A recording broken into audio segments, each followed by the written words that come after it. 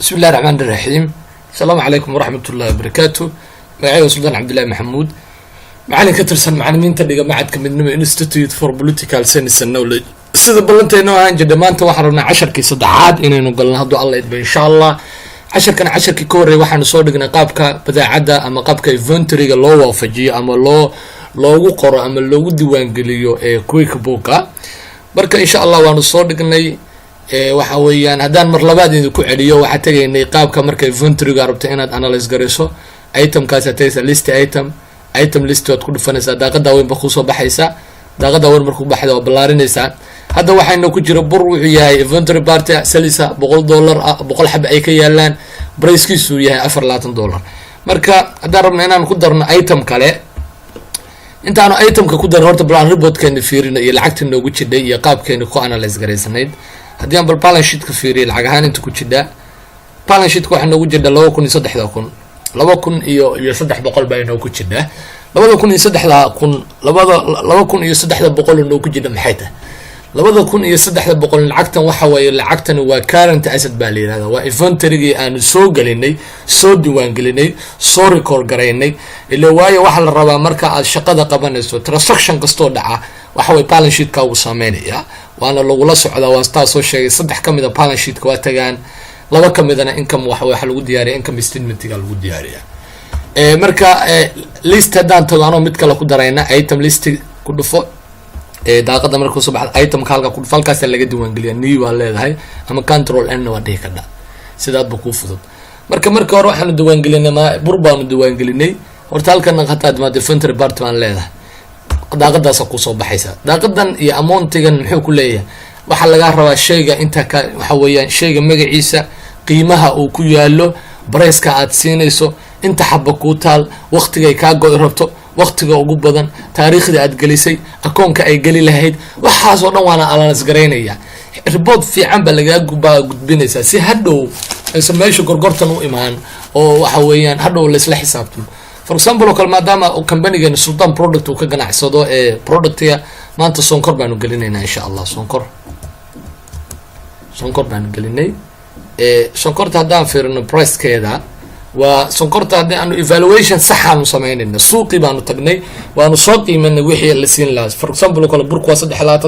sonkorta waa $5 bariisku waa $3 baastada waa $9 wixii waa analyze gareysan yihiin. for example kale haddaanu siino $25 marka labadan ha isku khaldin midna waa costigii lagaa soo siiyey shaygan lafihiisii midna waa sales price-ka adu waxaa siisan lahayd. for example kale anu waxaan siinay 27 maxaa ii saaran $2 baan saartay ما شاء الله إلهي قفايديو هل كانوا كلام حيال هل كان وحيان income account-ga waxaan ku dhici lahaa baatan sales baan ku gadin lahayn. for example kala xaleena sales sayaa soo baxay waa kana sales maxaa ku haray raggan recognition of the bounty kuwan inta badan waxa ay ka hadlaan waxa la yiraahdo waqtiga ugu badan ay ku online karaan shaygan iyo waqtiga ugu yar. for example kala wixii haday 100 xaba inoo yaalaan for example kala in handigeyno waxa weeyaan for example kale in handigeyna waxa ka soo qaaday inuu yahay $100 oo ande in handigeyna 100 xaba inuu yaalo 100 item inay inoo taal waqtiga ugu badan oo aad ii sheegayso waxa leena waa 10 waqtiga kale oo igu yar asna ii sheegayso waxa leeyahay waa 5 markuu gaaro waxa lagu leeyahay macmiil ama waxa lagu leeyahay qofka vendor user-iska isticmaalayo waxa weeyaan alaabtii sonkorta ahayd oo 100 ka xaba ahaa waa ay dhamaatay oo waxay sii maraysaa 5 ilaa 10 ba maraysaa. marka micno ma la iyada oo total value-gan xagee nooga yimi total value-gan wuxuu yimi asaga isku dhufsadayo 100kii xabo oo ku yaalay iyo cost-ga laga soo siiyo $25 ah isku dhufsaday kadib waxa weeye total asset-kaas 100ka xabo ku yaal waa 2500 ma aha sales price-kan lagu ma dhufan waxa lagu dhuftay alaabta ku taaliya qiimihii laga soo siiyay baa la isku dhuftay total value-gu waa inta 2500 way waqtigii la geliyay na waa ujeedaa oo waa sax 6 bishaan u gelinay February 2019 waa intaas waxay muraajacayn aan 10ka ku muraajacaynay waa ujeedaa sonkortii oo halka timaaday sonkortii halka timaaday sidoo kale waxyaalihii isbedelay oo waxa weeyaan meesha inoo yimi waa ujeednaa $27 waxa noo timi sonkor inventory part-geedu waxa weeyaan 100 xabo 200 xabo noo yaal oo 100 xabo midna 4 baana la ka soo siiyay price-keedu midna $27 baa price-keedana la ka soo siiyay sidaas baa u analyse garaynaynaa, sidaasaan ula soconaynaa insha allah. hadda waxaan gelaynaa reportiga aan tagno. Report baan tegaynaa, company and financial baan tegaynaa, kadib balance sheetkaan fiirinaynaa hadday wax isbedeleen. good, balance sheetkan waa isbedelay 4,800 buu noqday. markii hore dhan muxuu noo ahaa 2,000 iyo wuxuu noo ahaa iyo 300 buu noo ahaa. marka waa ujeedaa inventory assetkeeni 4,800 buu tagay. total current assetkeeni oo waa taa soo sheegnay, assetka 3 baan u qaybinaa: current asset, fixed asset iyo intangible asset wey. marka qaybtani waxay tagaysaa current asset baa la yiraahdaa, waa inventoryga iyo current asset baa. fixed assetkana waa hantida maguurtada ah ee shirkadu leedahay, companyga leedahay. for example oo kale dhulka ay shirkadu ku ganacsanaysay, baabuurta ay ku ganacsanayso, qalabka xafiisyada, waxaas oo dhan waxaa la yiraahdaa fixed asset. intangible assetkana waxaa la yiraahdaa intangible asset waxa la yiraahdaa waxa aan la taaban karin, assetka aan la taaban karin lana qiyaasi karin. for example oo kale sumcadda shirkada oo kale, waxa way positionka shirkadu degan tahay, qiimaha ay leedahay, value-ga, waxaas oo dhan baa la yiraahdaa. marka waa ujeedaa liability iyo equity-ga. maanta liability ma aysan, laakiin account equity waa noo furan oo hantiilayaal oo bina balance-gooda 4,800. total liability total equity waa nisleegi 4,800 iyo 4,800. xisaabtaa saas ku tahay. bal aanu eegno waxa weeyaan bal waxa la yiraahdo profit and loss aan tagno. profit and loss maxay isbedelay? net income wax isbedelay soo ma jira, waxba isma bedel. waayo anaga waxba nama soo galin, waxna ma iibin, laakiin alaabtani shirkada noo taale baan xareysanay oo kaliya. casharkeena hadda inta muraajacadiisa kaga soo laabano macallin, maanta cashar cusub baan rabnaa inaanu bilaawno. casharkaas wuxuu ku saabsan yahay wuxuu ku saabsan yahay qaabka amaahda shirkada ka maqan, qaabka QuickBooks loo waafajin lahaa baa la rabaa. casharkaasaan maanta sharaxayna hadduu alla idmo, qaabka loo waafajin lahaa deymaha ka maqan shirkada QuickBooks. oo waayo anagu waxaan ogsoonahay QuickBooks inaanu hadda ku isticmaalay processkii labaad ama qeybtii labaad ama departmentiga labaad ahaa. company hore usoo jiray, muddo suuqa ku jiray, weligii suuqa ku jiray oo ka ganacsanayay, oo goor dambe ogaaday nidaam xisaabeed oo waxa weeyaan application software oo accounting application software inuu jiro. marka nidaamka xisaabeed buu usoo guuraya, laakiin account-kan weligiis waa jiray oo waxa weeyaan company weligiis waa jiray. marka daymihii ka maqnaa companyga baanu rabnaa inaanu waafajino sidaan inventory u waafajinay. inventory hata listigaasa tegaysaa, item listigaasa tegaysaa, kadib daaqadaasa kusoo baxaysa. kan laakiin markaa rabta inaad waxa weeyaan waxyaalaha ama deynta ka maqan shirkada sidee u waafajinaysaa, iyadoo waxaad tegaysaa meel la yiraahdo, waxaad tegaysaa company markaad tagto waxaa leedahay, waxaa kuusoo baxaya make general entry. waa meesha ugu badan oo QuickBooks shaqada laga qabto way make general journal. marka inaad la socoto oo ogaato make general journal internet wax la yiraahdo, asagaanu ku dhufanaynaa. waxa weeye waxaan rabnaa inaynu diiwaangelino, aanu la soconno, reconciliation isku samayno amaahda shirkada ka maqan. waxa weeyaan daaqada yarta iska xirtay ku okay dheh. waxaa inoo soo baxday daaqad intaa la eg oo account ku qoran yahay, debitkii, creditkii, memorygii, namekii iyo balancegii uu ku qoran yahay. sidoo kale waxyaalahan kale iyagoo waxyaalo iska dheeriyay, waxyaalo kale sida sandiga iyo printer hadda wax ku daabacaysa iyo create copy hadaarta inaad diyaarisay iyo failkii iyo waxa way waqtigii waxa la gareeyay iyo for example oo kale waxaan rabaa inaan diiwaangeliyo deynta shirkada ka maqneed. for example oo kale horta inta aanan diiwaangelin waxaa la rabaa 2 transaction oo muhiim ah inay dhacaan. for example oo kale transactionka koowaad opinion asagu waa soo baxay. opinion maxaa waaye? opinion balance equity waxa la yiraahdaa dadka hantiilayaasha shirkada leh ama dadka waxa weeyaan start of the business use lagu bilaabay. marka iyagu sida shareholders u kala leeyihiin, sida powerka iyo waxa weeyaan lacagta u kala aadayso, sida wax u kala helayaan, iyaga goordan baanu sharaxaynaa insha Allah. marka bal halkan aynu tagno oo waxa weeyaan halka aynu ku dhufano. for example oo kale deyn shirkada waxa ka maqnayd gaaraysa for example oo kale $600 baa deyn shirkada ka maqnayd. haddii deyn shirkada ka maqnayd akoonka kale ay saameynayso maxaa waaye? akoonka kale ay saameynayso waxa waaye noo soo qori maayo haddii aanan qorin account receivable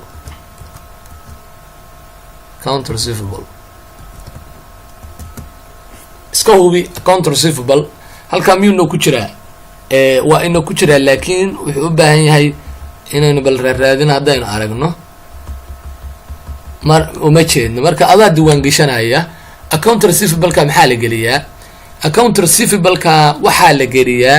halkan waxaan malaynayaa waxaa weeye account receivable-ka maxaa la geliyaa account receivable-kan inta badan waxaa la geliyaa chawde asagii baa isbuuxiyey anoo aanan waxba gelin muxuu gasgeliyey $600 dhinaca debitku u geliyay oo waayo labadan transaction maxay saa u kala dhaceen oo opening balance-ga equity-ga aan u geliyay $600 qaybta credit-ka sidoo kale account receivable-ka oo amaahda shirkadda ka maqnaydna aan maxaan u geliyay debit-ka hore waataan usoo sheegnay casharadii ka horeeyay shanta account sida wax u kala saameyn jiray kani waa waxa way opening balance equity capital baa la yiraahdaa wuxuu ka bataa credit-ka kana waa account receivable waa current asset way wuxuuna ka bataa debit-ka way marka shanta account sida wax u kala galayaan saddex kamida waxa lagu diyaariyaa balance sheet laba kamidana waxa lagu diyaariyaa income statement-ga marka macna sida ula soco asset-ka liability-ga equity-ga revenue-ga iyo expense-ga waa saddexda asset-ka iyo expense-ga labada waxay ka bataan debit-ka liability-ga equity-ga iyo revenue-ga iyagana waxay ka bataan credit-ka ina saa ula socoto waa very talent way wuxuu yiri account receivable is not the account of the list kuma jira uu yiri account receivable-ku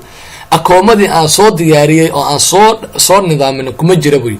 aqoonsa leena set up aqoonso inaad aqoonsataa waa muhiim buu yiri aqoonso dib ma la hada aqoonso ma income ba waxa way ma dakhli ba ma kharash ba ma fixed asset ba oo hanti ma guurtay shirkadda miya ma bangi ba ma loan ba oo waxa way ma deyn ba ma credit card ba ma equity ba waxa leeyahay account receivable-ka inta midna maalla inta duusa midna ahayn muxuu yahay halkan aad taabanayna halkaas uu nooga soo baxay account receivable-ki okay marka account receivable maxaa loo soo gabay AR baa loo soo gabay waa tracks money you are customers away your unbuying invoice baa la yiraahdaa waa meelaha deymaha lagu aruuriyo oo meelaha deymaha lagu aruuriyo oo shirkadda ka maqan way account receivable baa la yiraahdaa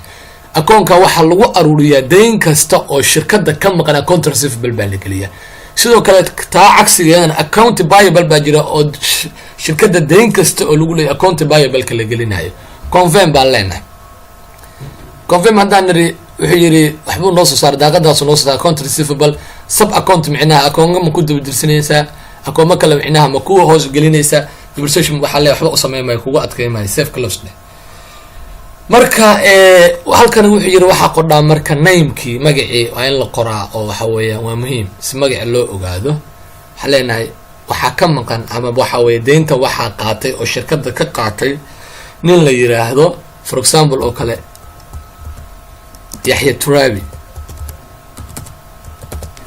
Yahya Turabi oo macmiil ku xiran shirkadda ah marka wuxuu ku leeyahay Yahya Turabi is not the name of the list way Yahya Turabi ma aha mid aan anagu anaqaano oo kuwiik buu ku yaqaan ma to automatically add Yahya Turabi micnaha ma yaqaan name listiga kuwiik buugana kuguma jiro marka ma lagu diiwaan gelinaa mise set up baan leena waxa leena kuwiik aad ku darsan leena marka wuxuu yiri waxa weey Yahya Turabi ma vendor ba ma customer ba ma employee ba ma other ba waa garanaysaa vendor waa ku soo sheegay macallin vendor waxa la yiraahdo wax kasta oo dadka ka dalbataa la yiraahdo supplierska customer waxa la yiraahdo dadka adiga kugu xiran macaamiishaada employee waxa la yiraahdo dadka shaqaalaha otherna waa inta midna ma marka ninkan Yahya Turabi waa shaqa waxa weey customers waa dadka macaamiisheedii okay aan leeyahay good waxa weeyaan sidaas bay hawshan inuu ku dhamaatay sidaasaana loo diiwaan geliyaa marka wuxuu yiri ma clear ba ma ka baxnaa ma safe new baan iraana ma safe close haddaan safe new dhanaano mid kale aanu diiwaan gelinaynaa way la micno tahay marka safe close baan leenahay si aanu u soo hubino balance sheet-keena daaqadan aanu iska xireynaa oo waxa weey internet iyo waxa u baahan tahay iyadoo iska xireynaa marka balbar report-keena atagno iyo meel ay wax noo marayeen marka hore 4800 waxa isbedelay iyo meelaha ay wax marayaan bal aan fiirino markasta transaction dhaco waa inaad balance sheet-kaaga aad hubisayo la socotaa good balance sheet-kayga waxaan u moodaa inuu isbedelay oo halkaas aad uga jeedaa 4800 marka hore ahaa haddana wuxuu noqday 5400 buu noqday isbedel weyn halka waa ka aragtaa waa u maleynaya waayo waxa yimaaday inventory asset waxaa kaloo yimaaday meeshii oo lagu xisaabtamay total current receivable waxa la yiraahdo oo $600 ahayd. $600 shirkadda current assetkeeda la yiraahdo account receivable keeda waay. shirkadda waa ay ku darsanaysaa waayo waa deymihii shirkadda ka maqnaa way. marka $600 waa account receivable baa leenahay waana current asset waay. sidoo kale inventory asset kuna muxuu yahay asna waa current asset waay. sidoo kale wax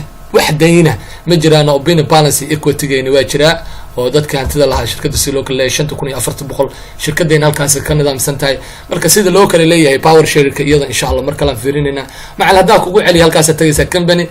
marka tagto waxa leedahay make general journal ba ku dhufanaysa. make general journal markaad ku dhufato daaqadaas ku soo baxaysa. daaqada marka ku soo baxdo jaw waxa leedahay opening balance iyo horad ka qoraysa. opening balance iyo ku soo baxaya. opening balance marka ku soo baxdo qaybtada credit-ka waxaad gelinaysaa in $500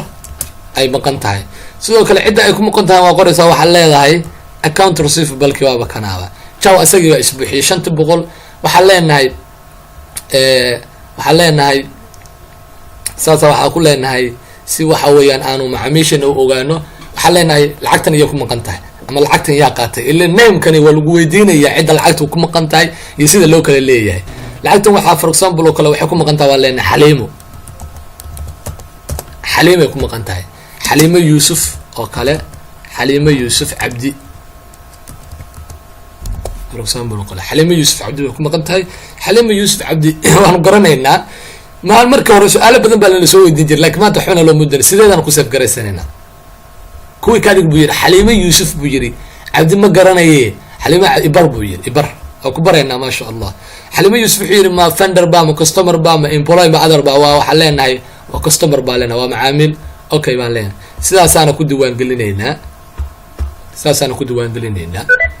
bal balance sheet-kana aan fiirino 5900 buu tagay oo waayo deyntii waa wali sii badanaysa oo aanu intii aan lahayn 1200 markii hore maxay ahayd 600 plus waxa weeyaan 500 oo xaliimo cabdi ku maqan waa 1000 waaye. current asset-keena waa 4800 sidaas 5900 bay total equity uu yahay. sidoo kale aanu fiirino bal report balance sheet-ka aanu fiirino company finance-ga bal profit loss ka wax isbedelay aanu ma arko oo isma bedelin oo waxay bedelin milaayihiin wali waxna ma soo gadan anaguna wali wax ma iibina maxaa sameeyna hantidii shirkadda ama badeecadii ama wixii yaali shirkadda oo baan xareynaynaa. intaas maanta 10keenu ku saabsan yahay macna waxa laga rabaa inaad la socoto waxa way sida wax aan la isgareynayno magacayga Sultan Cabdullaahi Maxamed sallallahu alayhi